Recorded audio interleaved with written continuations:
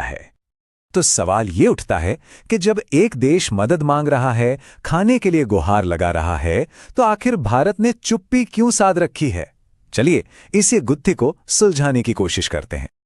कहानी की शुरुआत होती है तुर्की की तरफ से आई एक बेहद जरूरी मदद की अपील से। एक बार नहीं, 2 बार नहीं, बल्कि 3-3 बार। सोचिए, सिर्फ 1 महीने के अंदर तुर्की ने भारत से अनाज के लिए 3 ऑफिशियल रिक्वेस्ट भेजी हैं।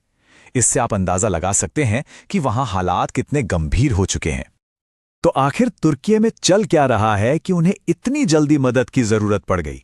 चलिए वहां की जमीनी हकीकत पर एक नजर डालते हैं। 70%। जरा इस नंबर के बारे में सोचिए। तुर्की में महंगाई दर 70% के भी पार चली गई है। मतलब 1 साल में चीजों के दाम लगभग दुगने हो गए हैं। और यह संकट सिर्फ आंकड़ों का खेल नहीं है, ये लोगों की रोज की जिंदगी की हकीकत बन चुका है। तुर्की की करेंसी लगातार गिर रही है, बाजारों में ब्रेड की जबरदस्त किल्लत है और लोग रात भर बेकरी के बाहर लंबी लाइनों में खड़े होने को मजबूर हैं।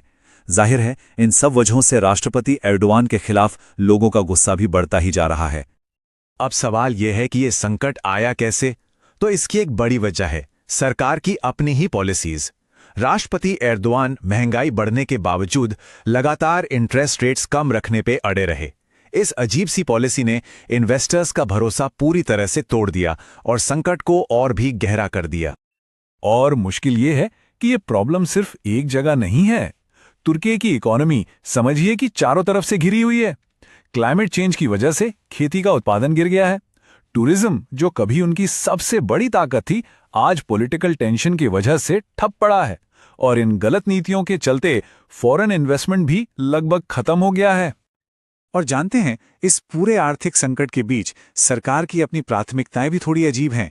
एक तरफ देश मुश्किल में है और दूसरी तरफ सरकार ड्रोन और मिसाइल सिस्टम जैसे महंगे मिलिट्री प्रोजेक्ट्स पर भारी भरकम खर्च कर रही है, जबकि आम लोगों की जरूरतें पीछे छूटती जा रही हैं। अब आते हैं उस सबसे जरूरी सवाल पर जो भारत की इस चुप्पी की वजह है, और वो है दोनों देशों के बीच तनाव का एक लंबा इतिहास।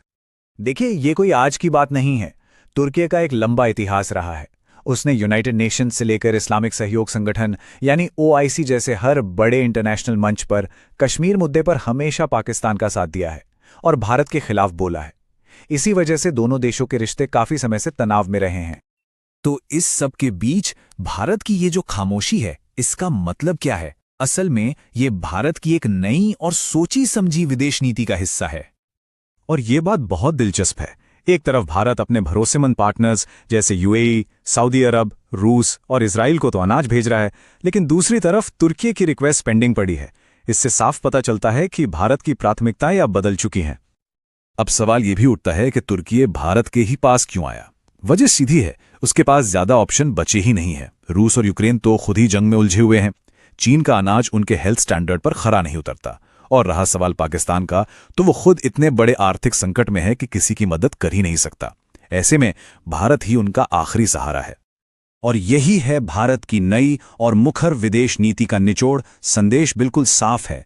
मदद और साझेदारी अब उन्हीं देशों के साथ होगी जो भारत के हितों और उसकी सेंसिटिविटीज का सम्मान करेंगे। तो क्या ये कहानी सिर्फ भारत और तुर्की तक ही सीमित है? नहीं, बिल्कुल नहीं। ये एक बहुत बड़े ग्लोबल बदलाव की तरफ इशारा कर रही है।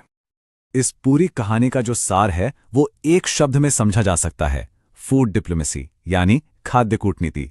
इसका सीधा मतलब यह है कि अनाज अब सिर्फ पेट भरने की चीज नहीं, बल्कि फॉरेन पॉलिसी का एक बहुत बड़ा और शक्तिशाली हथियार बन चुका है। और ये एक ऐसी सच्चाई है जिसे समझना बहुत जरूरी है। आज के दौर में किसी देश के लिए अपने लोगों का पेट भरना अपनी मिलिट्री पावर को बढ़ाने जितना ही जरूरी हो गया है। फूड सिक्योरिटी ही अब नेशनल सिक्योरिटी है।